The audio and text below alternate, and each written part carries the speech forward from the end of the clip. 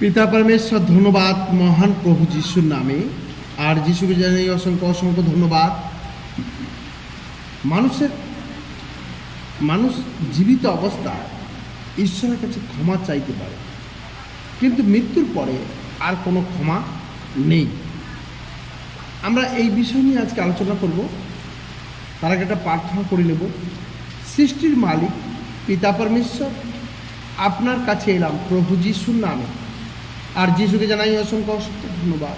প্রভু, আজকে যে বিষয় নিয়ে আলোচনা করছি, আপনি সমাপ্তি থেকে সুন্দরভাবে প্রত্যেক সন্তান পর্যন্ত সেই বাক্যকে বুঝিয়েছেন, আমার বিশ্বাস। এই জন্য আপনাকে অসংখ্য ধন্যবাদ প্রভু যিশুর নামে। আদর্শ সম্মান মহিমা সবই আপনাকে দিলাম।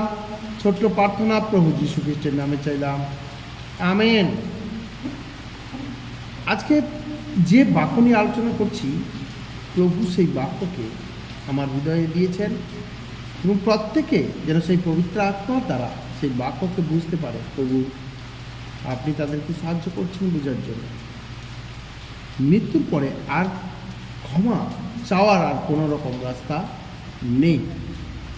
উপদেশক 9:5 বলছে, কারণ জীবিত লোকেরা জানে যে তারা মরিবে, কিন্তু মৃতেরা কিছুই জানে না এবং তাহাদের আর কোনো ফলও হয় না, কারণ লোকে তাহাদের বিষয় ভুলিয়া গিয়েছে।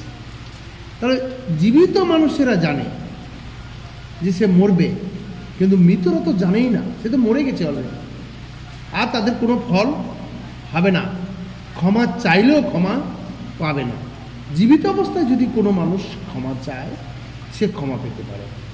কারণ ইব্রিয় 9:27 বলছে, কারণ যেমন মানুষের একবার মৃত্যু, তৎপরে বিচার নিরূপিত আছে। এইটা জানতো মানুষ, এটাকে জানত, তবুও মানুষও কি করে? পাপ করে। যে একবার এই পৃথিবীতে জন্মগ্রহণ করেছে, সে আর কোনো দিন এই পৃথিবীতে মনুষ্যরূপে আসতে পারবে না। জানতো যে মৃত্যুর পরে মানুষের বিচার হবেই, কিন্তু তবুও মানুষ কি করছে না? পাপ করছে। আমরা যদি দেখি রোমিও 2:2 বলছে, আর আমরা জানি যারা এরূপ আচরণ করে তাদের বিরুদ্ধে ঈশ্বরের বিচার সত্যের অনুযায়ী হবে। এবারে মানুষ পাপ করছে, কিন্তু ঈশ্বর যে বিচার করবেন, সে বিচার হচ্ছে সত্যের অনুযায়ী বিচার হবে। আজ প্রভু যিশু সেই সত্য আছে। প্রভু যিশুকে আমরা গ্রহণ করে সেই বিচার থেকে আমরা রক্ষা পেয়েছি। অনেক ঈশ্বরকে জেনেও তারা পাপ করছে। ঈশ্বর যে বিচার করবে তারা জানতো, তবুও মানুষ এইরকম আচরণ করছে। আমরা যদি দেখি প্রকাশিত বাক্য 21:8 বলছে, কিন্তু যাহারা ভীরু বা অবিশ্বাসী বা ঘৃণা বা নরঘাতক বা বেশ্যাগামী বা মায়াবী বা প্রতিমা পূজক, তাহাদের এবং সমস্ত মিথ্যাবাদীর অংশ অগ্নি ও বন্ধকে প্রজ্বলিত হইবে। ইহাই দ্বিতীয় মৃত্যু। প্রকাশিত বাক্য 22:15 বলছে, বাইরে রয়েছে কুকুরগণ, মায়াবীগণ, বেশ্যাগামীরা, নরঘাতকেরা ও প্রতিমা পূজকেরা, এবং যে কেউ মিথ্যা কথা ভালোবাসে ও রচনা করে। আমরা ভিতরের লোক, আমরা পরমেশ্বরের ভিতরের লোক। বিচারের থেকে আমরা উদ্ধার হয়ে গেছি, কারণ ঈশ্বর আমাদেরকে সেই সত্য জানিয়েছে। সেই প্রভু যিশুই সত্য আছে, আমরা সত্যকে জেনেছি, তো ঈশ্বরের বিচার থেকে আমরা রক্ষা পেয়ে গেছি। ইফিসীয় 5:5 বলছে, কেননা তোমরা নিশ্চয়ই জানিতেছ, বেশ্যাগামী কি অশুদ্ধাচারী কি লোভী, সে তো প্রতিমা পূজক, কেহই খ্রিস্টের ও ঈশ্বর রাজ্যের অধিকার পায় না। যদি আমরা 1 করিন্থীয় 6:10 দেখি, যাহারা ব্যভিচারী কি প্রতিমা পূজক কি পারদারিক কি স্ত্রীবৎ আচারী কি পুঙ্গামী কি চোর কি লোভী কি মাতাল কি কটুভাষী, কি পরধনগ্রাহী, তারা ঈশ্বরের রাজ্য অধিকার পাইবে না।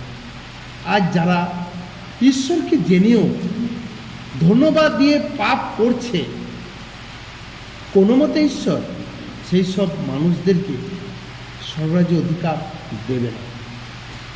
কারণ ঈশ্বরকে জানার পরে ঈশ্বর পাপ ছাড়তে বলেছে, কিন্তু আজ পাপ ছাড়ার জায়গায় মানুষ ধন্যবাদ দিয়ে আরো বেশি বেশি পাপ করছে।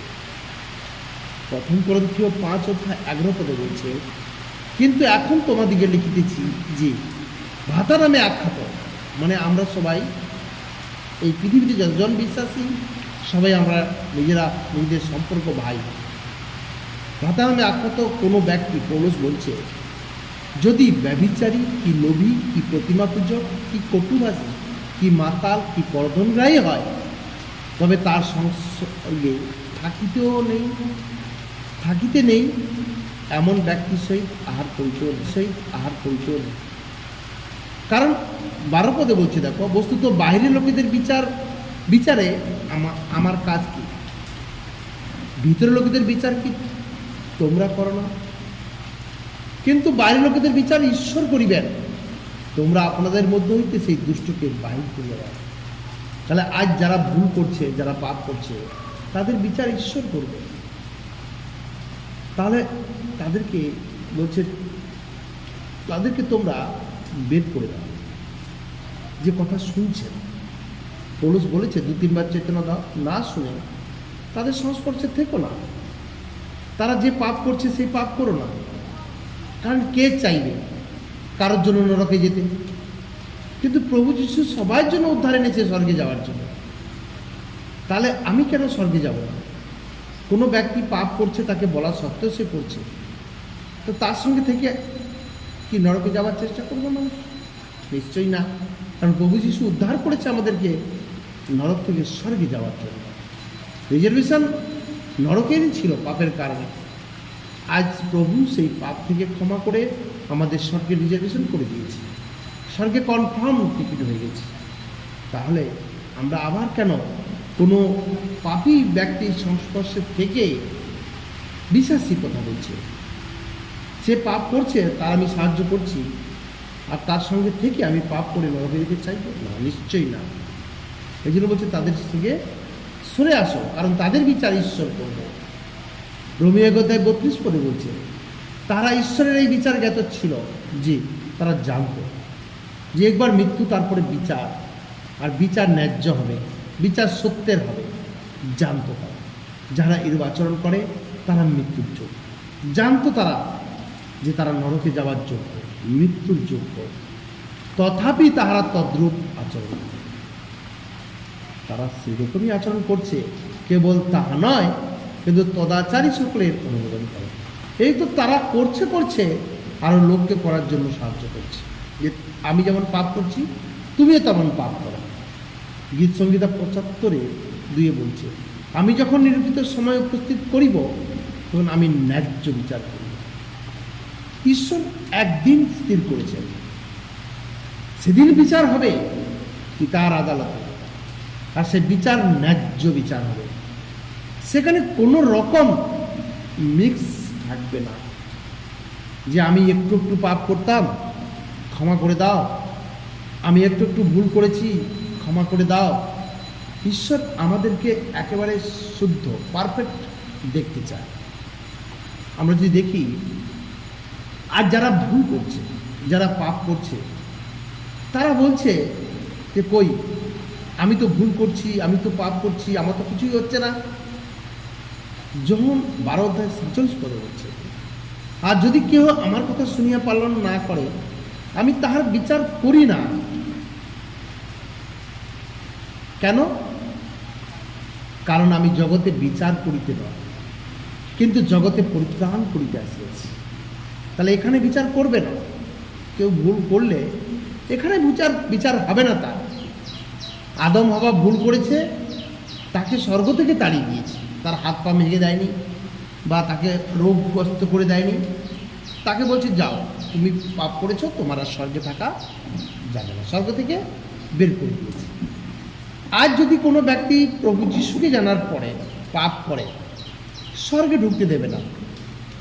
সিম্পল ব্যাপার। বাকি এখানে কেউ ক্ষতি করবে না, বলছে আমি তো যিশুকে জানি, আমি তো সব কিছু ধন্যবাদ দিয়ে করছি, তবু তো আমি উপকার পাচ্ছি। কে বলেছে? যারা বিশ্বাস করেনি তারা কি সবাই মরে গেছিল? আর যারা অবিশ্বাসী আছে তারাও তো সুস্থ আছে, সবাই তো রোগগ্রস্ত নয়। প্রভু সবাইকে সুন্দর দেখেছে, সবাইকে বৃষ্টি দিচ্ছে, সবাইকে সূর্যের আলো দিচ্ছে, সবাইকে অক্সিজেন দিচ্ছে, কিন্তু স্বর্গরাজ্যে ঢুকতে পারবে না। সবাই সব কিছু পাবে, কিন্তু পাপের কারণে স্বর্গরাজ্য থেকে যেমন আদমকে তাড়িয়েছে, সেরকম পাপের কারণে স্বর্গরাজ্যে ঢুকতে দেবে না। জগতের পরিত্রাণ করিতে আসিয়াছি, তার মানে এখন যে আদেশ দিয়েছে সেই আদেশটা যদি পালন করি তাহলে ঈশ্বর রাজ্যে অবশ্যই পৌঁছে যাবে। 48 পদে বলছে, যে আমাকে অগ্রাহ্য করে এবং আমার কথা গ্রহণ না করে তার বিচারকর্তা আছে। আমি যে বাক্য বলিয়েছি তার শেষ দিনে তার বিচার করিবে। তাহলে এখন তো বিচার করবে না বলছে। এই বিচারটা কখন হবে?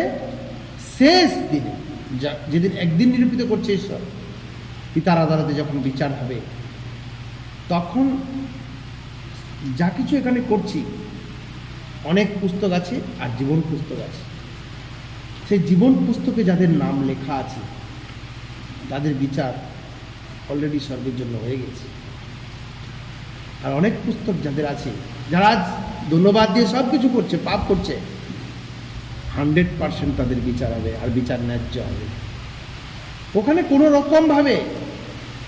রকমভাবে ঘুষ দিয়ে, টাকা পয়সা দিয়ে, পাস্টারকে ধরে, আগু ভাইকে ধরে, দাদা ভাইকে ধরে চলে যাব না, হতে পারে না। প্রত্যেক ব্যক্তির বিচার হবে। এবারে বলবে আমি তো জানিনি, আমার পাস্টার যেমন শিখিয়েছিল আমি তেমন শিখেছি। বলছে তুমি সব জানো, সংসার পরিচালনা করতে জানো, ছেলে মেয়েকে মানুষ করতে জানো, কীভাবে রাখতে হয় সব জানো, কিভাবে ঘর, কিভাবে সংসার করতে হয়, কিভাবে সব পৃথিবীতে সব জানো, শুধু ঈশ্বরের বাক্যর সময় বলছো আমি সব জানি না। একদিন বিচার হবে, তখনই কথাটা বলবে যে আমি তো জানি না। বলছে এই পৃথিবীতে তুমি সব করতে জানো, শুধু ঈশ্বরের বাক্যটার সময় তুমি বলছো আমি জানি না। ঈশ্বরকে ধোঁকা দিতে কেউ পারবে না, ঈশ্বরকে ঠকাতে কেউ পারবে না। এই জন্য এখনো সময় আছে, যারা এরকম আচরণ করছে, ধন্যবাদ দিয়ে সব কিছু করছে, তারা যেন এখনো পর্যন্ত ঈশ্বরের কাছে ক্ষমা চেয়ে নিক, এইসব পাপ করা বন্ধ করে দিক। আমার বিশ্বাস প্রত্যেক বিশ্বাসী, প্রত্যেক খ্রিস্ট বিশ্বাসী এই কথাটা শুনেছে এবং পালন করছে। পিতা আপনি এদেরকে পবিত্র আত্মার দ্বারা সেই কথা শোনাচ্ছেন এবং পালন করাচ্ছেন। আমার বিশ্বাস করে দিচ্ছে যে আপনাকে অসংখ্য ধন্যবাদ। প্রভু যিশুর নামে জয় যিশু, হালেলুয়া।